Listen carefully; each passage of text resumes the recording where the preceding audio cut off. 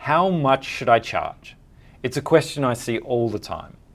Are you worried that your price is too high and not competitive and you'll miss out on a job?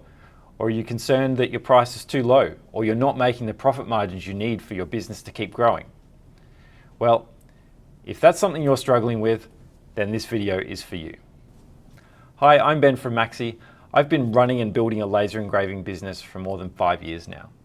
Like many people who start in laser engraving cutting, I started my business from home and it's grown into a commercial space with employees. And doing that has come with a lot of extra overheads, a lot of extra expenses and costs along the way. So it's been really important to have a costing method and strategy that we can do quickly for all kinds of jobs that actually captures all of our expenses properly and gives us a baseline cost that we can work from so that we can be confident in the price that we're giving. At Maxi, we build the tools and accessories that we've integrated and implemented in our business to help us be more profitable. And so part of sharing of this video is for our customers who are using our tools to make sure that you are able to cost and make your business grow profitably as well. So we hope this will be helpful for you. So I'm not just going to tell you all the different things you need to think about when you're costing. This is a practical video. We're giving you our cost calculator that you can customize and tailor to suit your business. It's an Excel spreadsheet. It's not locked. There's no subscriptions or anything. You are free to download that. If you go to maxi.com support page, scroll to the bottom, you'll find the Maxi cost calculator there. The rest of this video, I'm going to walk through how to fill that information into that calculator. Once you've downloaded the spreadsheet and opened it up, you will be greeted with a title page. Have a read through this. The most important thing this says is that you need to enter your own values into this calculator. There's no point using any of the values that are in there already. It's important that this is based around your business and your costs. You'll see across the bottom there are a series of tabs. All of the overheads, rates and materials all feed into the one main costing calculator, this last tab here. The goal is to break down all of the component costs that go into the manufacturing of a product or manufacturing onto an existing product such as personalized branding. So you'll see here that we've broken this down into a series of sections. These are the logical ways that we think about the costs that go into a job. The first component is our overheads. These are our general costs of just having and running a business. It's our rent, subscriptions, accounting, insurance, all of those costs. If you've been in business for a while, you may already have these in an accounting package, and we want to enter this as an hourly rate. This operating cost, you can assign 100% to this job. If you're a one-person operator with one machine and that's all you're doing for the day, you would want 100% of your operating costs going into that one piece of equipment. If you have multiple machines or employees, you may want to split that up so you can reduce the amount of overhead cost being built into each job if multiple are running. If your machines aren't running all the time, you may want to set that above 100%. To help work out the overhead costs, we have the overheads tab. Here you can enter all of the business expenses that you have, the cost for each one, how frequently they're paid, and this will give you a summarized total of each one per annum. This then gives a total annual cost for all of your overheads over here. To scale that down to an hourly rate, you can enter the operating hours per week and how many weeks you're operating a year, factoring in holidays. This gets divided down to give you an hourly rate. One note for home operated businesses, I highly recommend putting a value in for your space. You are using that space to build products or manufacture goods for customers, so it has a value. If you then need to make the step into a commercial space, you won't suddenly need to put your prices up. Have a look at the commercial rates in your area and factor in some percentage of that for your workspace now. Switching back to our costing tab, our hourly overhead rate is automatically pre-filled for us from the other tab. Now we can start to focus on the costs in manufacturing the goods. The first thing we're going to have is a setup cost. These are all the things that we have to do before we start making the goods. It's our quoting time, design time, machine setup. Enter an estimate for the amount of time in all of the setup and a rate per hour, and this will calculate the setup cost for you. If you have common rates that you use in your shop, you can have a automatic selection or a quick selection drop-down menu from these yellow boxes. These names, labor rate 1, 2, and 3, are defined over at the rates tab. Here you might have one set for design and another for operator, so you can have different values assigned to different types of labor. Just enter those here and it will automatically select them for you when you use the drop-down lists, like so. Moving on to our material cost. We can enter a description here for a type of material, whether that's a sheet or a particular product. We can type the material price and we can enter some quantities. Now, rather than typing in every time, if we have common used material sheets like we do, you can use the tab down the bottom here for materials and create a list of all your commonly used items and products and sheet material. It lets you enter a description, a little bit of information about it. If it's sheet material, you can put dimensions in here, which are useful for calculating out how many will fit. Then we have prices and a unit of measure, whether that's per sheet, per item, per meter, and there's a range of different options you can select here. They get displayed neatly next to what the materials are so that when you're looking back, you can see what you need to order. For example, here we can select plywood. We have a net pre-entered price per sheet.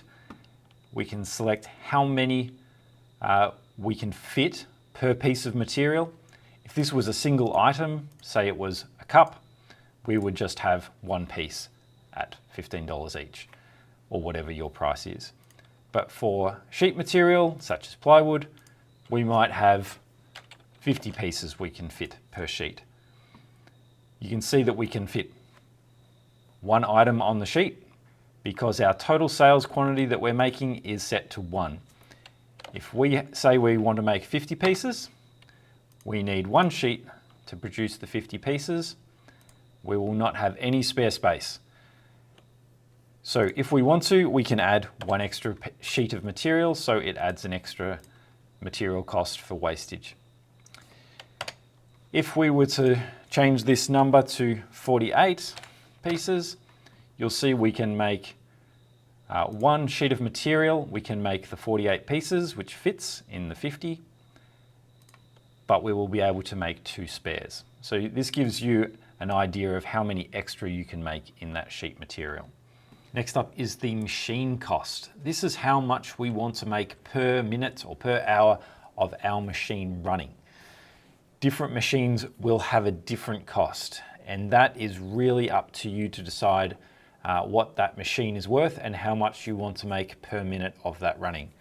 A low-cost machine that only costs a few $100s will not be charged at the same rate as a machine that costs hundreds of thousands of dollars. So it's important that you work out how much you want and need as a return on investment of that machine. I'm not going to go into detail on how to calculate that machine cost in this video. That really is up to you, but under the rates tab, if you go back to rates, you'll see we have a machine rates list. So here you can enter a maximum and minimum rate per machine. Now, we like to run with a variable machine rate. If we need to set up a machine and run one job, we consider that a premium, so that will be costed out at our maximum rate. If we have a job that is going to get one of our machines running for days or weeks on end, we are going to reduce that machine rate down to something that we are happy to accept, a minimum. To help us calculate what that scaled rate is, these last 2 columns here allow us to enter a number of job units. Our scaling units may be in hours. So for example, this CNC router example will be maximum rate if it runs for less than 1 hour and minimum rate if it's more than 8 hours. If we enter 5 hours in here, it tells us it we will charge that machine at $122 an hour. Vinyl cutter, we might work on the number of pieces of stickers that we want to make. So we might enter 300 pieces for that job order. We'll run that machine at $61 an hour. We'll take our machine rate and we'll put it in under our machine rate per hour. To estimate the amount of time that the machine will be running, we can do this in two ways. In this calculator, we can work it out based on the material piece. If our machine gives us an estimate of how long it will take to cut or engrave or process an entire piece of material, we can enter that here as a total rate. For instance, this might take 50 minutes to process one sheet of material. That gives us a total. We may have already done a test to cut or engrave one item, so we can select item instead, and that might only take 1 minute per piece, and this will base it on our total sales quantity per item. Labor. This is the manufacturing labor. How much time are you spending per sheet of material or per item to finish it? So you could have different tasks here. You might have sanding, you might have deburring, cleaning, packing. You can put estimates down here. Set your labor rate once again from our selection list, and that will give you a total cost for the labor for manufacturing, per item or per sheet. Our last element is just to capture all the extra things that we might have missed. So this is our packing materials, our consumables. If we've had to make a special jig or fixture, this is all our little extra fixed costs for consumables. Enter those here and it will calculate the other costs for you. Once all that information is entered, this will give you a summary of the total job time. It will give you a summary of all of the costs, and then you can work on pricing after that. So this all makes a bit more sense. Let's get into a couple of examples. First example, promotional branding. Customer wants 100 cups with their company logo. I like to start by copying the costing master and renaming it. We can do that on the tab, or you can copy the whole Excel document if you would like. We'll just copy this one, and I'll just rename the new tab to 100 cups. We'll enter a sales quantity of 100. We'll leave our overheads alone. These are automatically populated for us. We'll estimate our setup time. So we might have to quote the customer, send an email, and possibly set up a logo. We'll call it 15 minutes at our labor rate 1. We can select our material. It's going to be a cup. We could enter anything we wanted there. That gives us our total material required as 100. Let's multiply that out. We can only fit 1 cup per cup. We might allow an extra 2 spare cups, just in case something goes wrong. Machine cost. How long is it going to take to engrave each cup? We'll make an estimate of 2 minutes. What's our machine rate? You can enter whatever rate you would like there. We'll call it $60 an hour. Now, labor. What extra work do we have to do around the cups? Well, we might have to unpack them if they're individually boxed. So we'll have an unpacking. That might take 0.4 of a minute, a few seconds. Now we might have to clean them afterwards if there's any residue left over.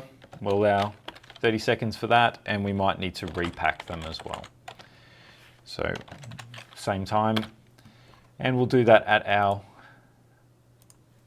lower labor rate. There. Okay, so that gives us our labor cost. Are there any other costs that we might have here? I don't think so. Our packaging is already costed into the cup because they're pre-packaged. Is there any other consumables? We might have some cleaning cloths and things like that. We might allow $5 just for some consumables. That's probably more than required, but we'll allow something. We get our summary at the end. We've got our setup time, labor time, machine time. You'll notice our labor time and machine time are added together in the total. In reality, they are overlapping. So you can see which one's going to take the longest.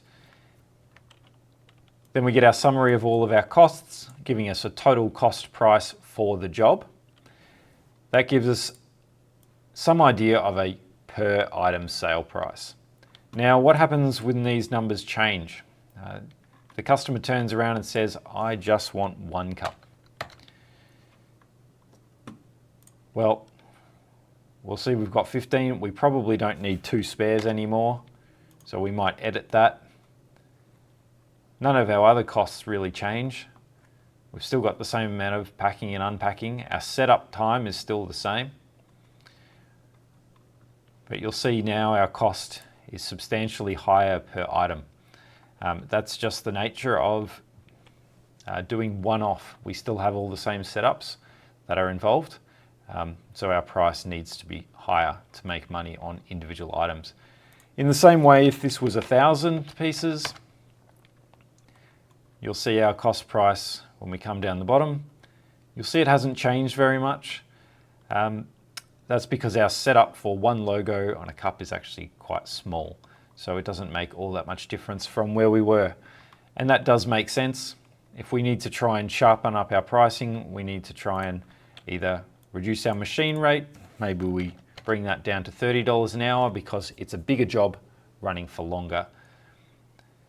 Our material price may even go down. We might get a discount from our supplier. Maybe we get them for $10 a cup. I'll just override that value there. And so now you can see our price is starting to come down. Maybe we reduce our margin on a bigger job as well. Maybe we're happy to accept 30%. So now we can give volume-based pricing. So this is just meant to help you think about all of the costs and how they scale with price. Let's go on to another example where we look at sheet material. This time we'll look at laser cutting. Our customer wants 200 plywood laser cut and engraved keyrings. I've gone ahead and copied over our costing master over to a new tab, renamed it 200 keychains. Let's set our quantity of 200. Overheads will leave again. Setup design time, we need to lay out a sheet of material with set cutout shapes. We might need to enter personalized names using a mail merge to lay out the sheet. Let's allow an hour of setup time, communication with the customer, confirming the details. We can then select our material type. We select 4mm plywood. How many pieces can we fit on that piece of material? That's what we need to work out. There's one tab I haven't shown you yet. That is the sheet calc. If you click on that, you'll see here you can enter sheet dimensions into this calculator and cutout dimensions. So let's say our key rings are 80 millimeters by 80 millimeters. That will tell us how many pieces will fit on a sheet. If we've got smaller sheets, say we're using quarter sheets, something like that, we can only fit 21. So this will just help you calculate it. Down here, we've also got a selection from our material list. So our other material tab. This will grab the dimensions for us that we entered in when we set up our material. So rather than typing them in manually, we can just select it from a list. So we'll select our plywood and we'll put in our dimensions here, and that will give us the total. So let's take that number, 105. We'll take it over here and we will put it into our quantity per material. So this tells us we're going to need 2 sheets of material to finish the job. We'll be able to make an extra 10 pieces out of those 2 sheets. And we won't add any extra material this time because we can already make 10 spare. Our estimate machine time. This time we'll work off the whole sheet of material. Say we're loading the whole design into the laser cutter. Our software may give us an estimate of how long it will take to cut and engrave the full sheet in one go. So let's work off that one piece of material, and the estimate we had was 45 minutes. We set our machine rate. We'll use $60 an hour like we did before, and that will give us a total machine cost for doing the 2 sheets. Now, if we look at our labor, let's work per item, because we're going to need to attach a key ring to each one, and we may need to maybe sand or clear coat them. Let's estimate a time for assembly. And we'll say it takes 1 minute to do each one, and maybe some packing time. We might put them in little bags. We'll estimate half a minute for that, and we'll select our labor rate. We'll do that just general packing labor, and then any extra cost. This is the actual materials, packaging, total for everything. We might add, once again, $5. I don't think we need any other things. We don't need consumables or jigs and fixtures. We'll just leave that. This gives us our summary. We've got 5 hours of labor work, 1.5 hours on the machine, and a total job time of 7.5 hours. You'll see that our main component is labor, because we've got 1.5 minutes of assembly and packing it per item, plus an hour of setup time. And that gives us our total summary at the bottom and a total cost price, and we can work out a per item sale price from there. Once again, our numbers change a lot if we change the volume. If we go back to doing, say we were doing 10 pieces, we still need to buy a whole sheet of material to do just 10. And our price is still quite high for doing 10. In the same way, we can change that to be 1,000 pieces. Now we need 10 sheets of material. Our machine cost is still going to be the same per material piece, but our total has increased because our number of sheets has increased. Our labor doesn't change. Our packaging material might go up slightly. And then we get a better sell price with higher volume. That's the end of the examples. How much should you charge? You should charge more than your costs. Where you set your price is entirely up to you, but make sure it's above those costs. And if you know your costs, you can be confident with whatever price you set to know that you're going to make some kind of margin or markup on it. If this has been helpful for you, please leave a thumbs up or subscribe to our channel. It just lets me know that it's worth putting in the effort to make this content. Thanks very much. See you around.